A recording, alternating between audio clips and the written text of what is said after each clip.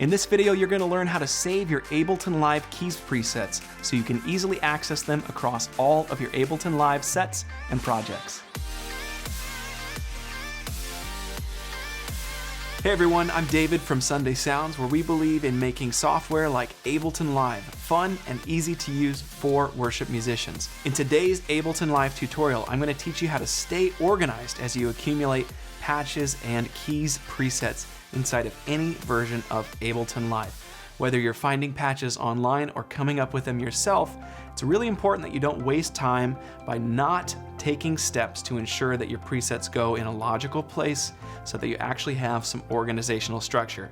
Now, I'm preaching to the choir. Me, several years ago, I was really terrible at staying organized. I had presets all over the place on my computer and the cloud, documents on my desktop, and anytime I needed to find something I'd previously created, I always had to end up searching through a bunch of files to find it.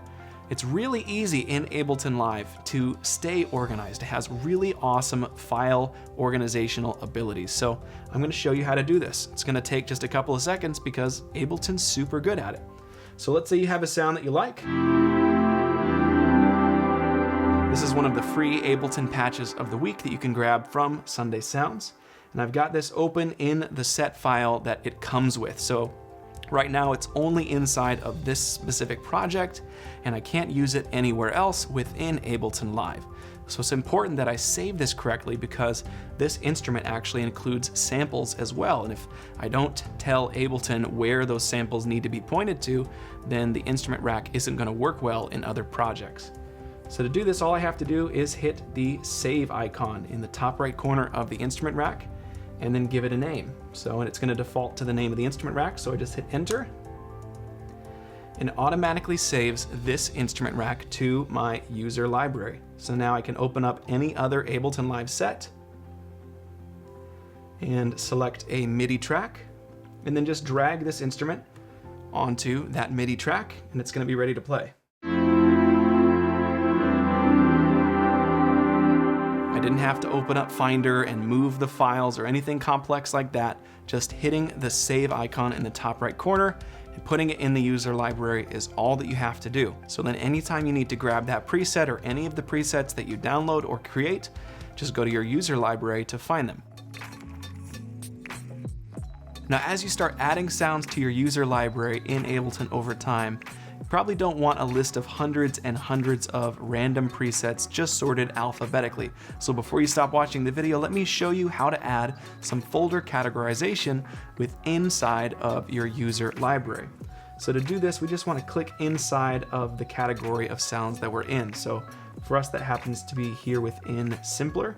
And then I'm going to right click or control click and choose new folder.